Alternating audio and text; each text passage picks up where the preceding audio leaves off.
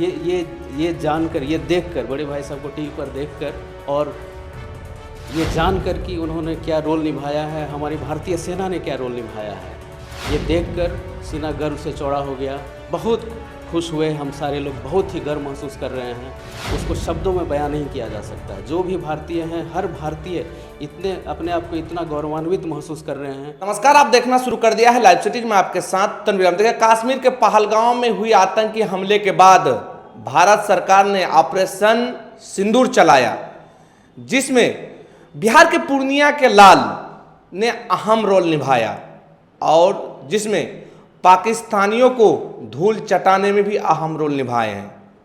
और इसी मुद्दों को लेकर बातचीत करेंगे सीधे उनके जो छोटे भाई है doctor R.K. Modi, air force Avdhesh Kumar Bharti के जो छोटे भाई है, उनसे बातचीत करेंगे। सबसे पहले तो आपका बहुत बहुत स्वागत है।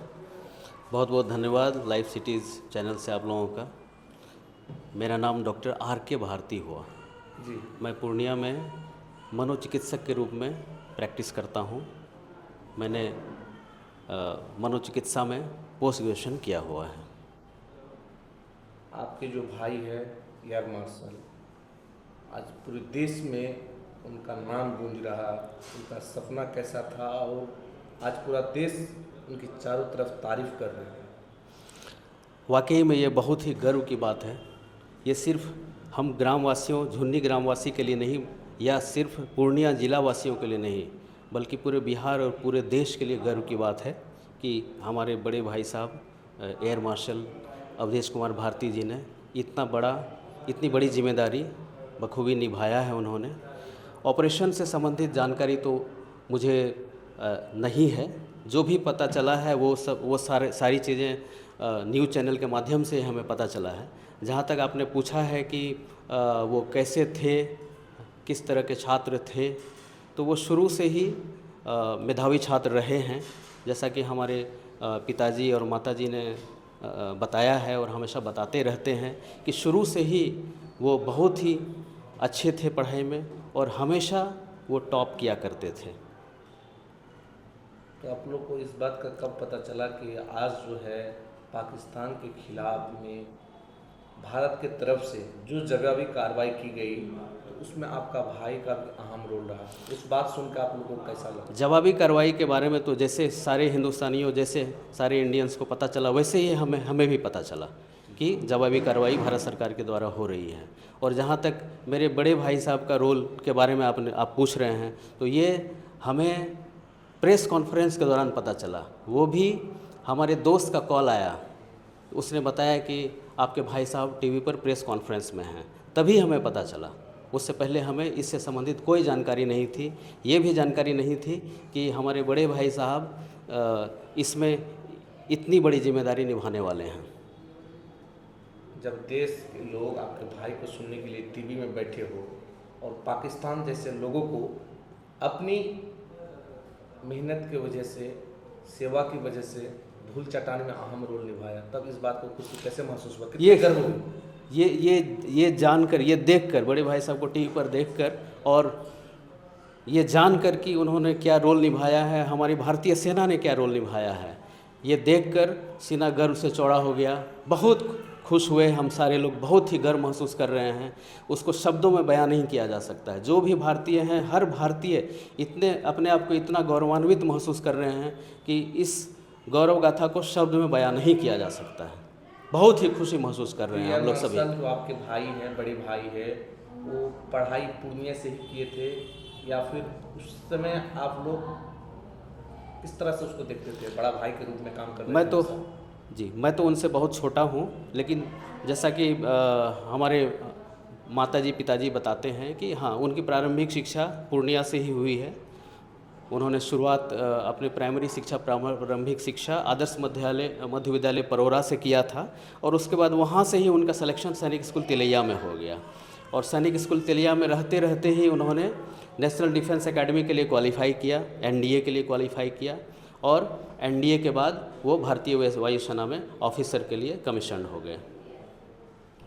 जिस तरह से पाकिस्तान ने इंडिया में हमला किया, उसके बाद भारतीय सेना ने पाकिस्तान को मुंहतोड़ जवाब देने का काम किया। ऑपरेशन सिंदूर भी चलाया गया, इसमें कई ठिकानों पर हमला किया गया। तो उस परिस्थिति में आप लोग को कैसा लगा कि आपका भाई भी उसमें शामिल है?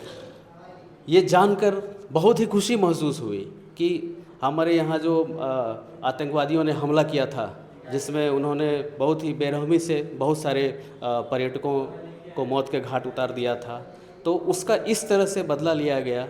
ये बहुत ही ज़रूरी था, क्योंकि हर एक भारतवासी के दिल में इस घटना को लेकर रोष था। और जिस तरह से भारतीय सरकार ने इस पर कार्रवाई किया है और हमारे आर्म फोर्सेस ने इसकी जिम्मेदारी निभाई है इसमें, और उसमें मेरे बड़े भाई साहब का भी रोल है, तो यह जानकर बहुत ही खुशी महसूस हो रही है, बहुत ही गर्व महसूस हो रहा है। आपसे कभी कभी किस तरह से बातचीत होती है, या फ़ोन पे या फिर घर आते तभी मुलाकात होती है? नहीं, फ़ोन पर बात होती है, बहुत ज़्यादा बात नहीं होती है, लेकिन 1-2 महीने पे एक बार बात होती है। लेकिन कार्य से संबंधित कोई बात नहीं होती है। जो भी बात होती है वो पारिवारिक मुद्दों पर होती है, परिवार से संबंधित बातें होती हैं, लेकिन कार्य से संबंधित उनका क्या काम है, वो क्या कर रहे हैं, इससे संबंधित कोई बात नहीं होती है। कुशल क्षेम पूछा जाता है, और जब भी वो कॉल करते हैं, जब भी वो फ़ोन करते हैं, तो परिवार के हर एक सदस्य के बारे में जानते हैं, क्या समस्या है, कैसे हैं, सब कुछ पूछते हैं। लेकिन ये बातचीत पारिवारिक बातचीत तक ही सीमित रहती है, कार्य क्षमता और कार्य से संबंधित बात नहीं होती है। पूर्णिया कितने दिन पहले वो आए थे? पूर्णिया आया हुआ उनका 1 साल हो गया है। 1 साल पहले आए थे? 1 साल पहले आए थे, और वो आते हैं 1-2 साल में आते हैं यहाँ पर। जब भी आते हैं तो अपने गांव जाते हैं, उनके जो बचपन के दोस्त हैं सबसे वो मिलते हैं, गांव के जो बुज़ुर्ग हैं सबसे मिलते हैं। बहुत ही डाउन टू अर्थ हैं, और हर जगह जाकर जो भी उनके पुराने दोस्त हैं, मित्र हैं, बुज़ुर्ग हैं, गांव के जो भी गणमान्य व्यक्ति हैं, जो भी पास पड़ोस के लोग हैं, सबसे मिलते हैं और बहुत ही अच्छी तरह से मिलते हैं। कभी उनको देखकर कभी ऐसा नहीं लगता है कि वो इतने बड़े ओहदे पर हैं। आज पूर्णिया नहीं, पूरा देश गर्व महसूस कर रहे हैं कि हमारे पूर्णिया के लाल ने बड़ी मुकाम और पाकिस्तानियों जैसे लोगों को धूल चटाने का काम किया है।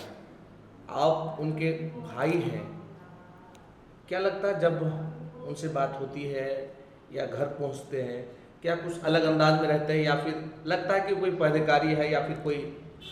नहीं, कभी ऐसा नहीं लगता है। घर आने के बाद ऐसा नहीं लगता है कि वो इतने बड़े अधिकारी हैं, क्योंकि घर आने के बाद वो घर के लोगों से इतने अच्छी तरह से घुल मिल जाते हैं कि कभी ऐसा महसूस नहीं होता है कि इतने बड़े पद पर हैं वो। अभी तो ADGO के पद पर हैं, तो अभी इससे पहले पूर्णिया में भी बताया जा रहा है कि एयरफोर्स में कुछ जॉब थे उसके? नहीं, पूर्णिया में वो कभी नहीं रहे हैं। वो पहला पोस्टिंग उनके कहाँ हुई थी?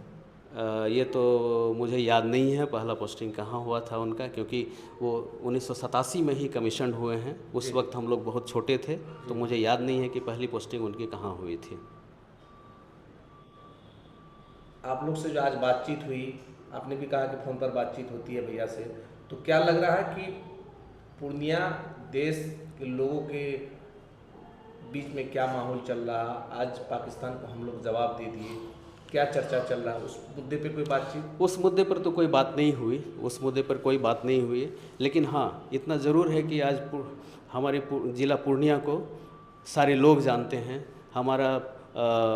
हमारे देश में ही नहीं बल्कि विदेश में ही इस जगह की चर्चा ज़रूर हो रही होगी। आपके भाई जो जिस पद पर है उससे बड़ा पद में जाना चाहिए, या फिर जो लेवल में वो ठीक है? देखिए, बिल्कुल बड़े पद पर सभी चाहते हैं कि नहीं शीर्ष पोजीशन पर जाया जाए।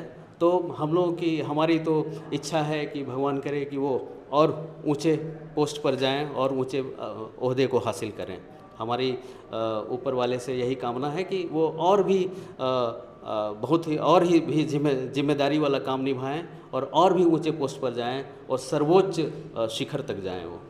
क्या नाम हुआ आपका भाई का? मेरे बड़े भाई साहब का नाम हुआ अवधेश कुमार भारती, जो अभी एयर मार्शल, इंडियन एयरफोर्स में एयर मार्शल के पद पर हैं और director general air operations of Indian air force हैं। एयर मार्शल एयरफोर्स जो है उनके छोटे भाई है, साफ साफ कहते हुए नज़र आ रहे हैं कि मेरे बड़े भाई जो आज पाकिस्तान के खिलाफ में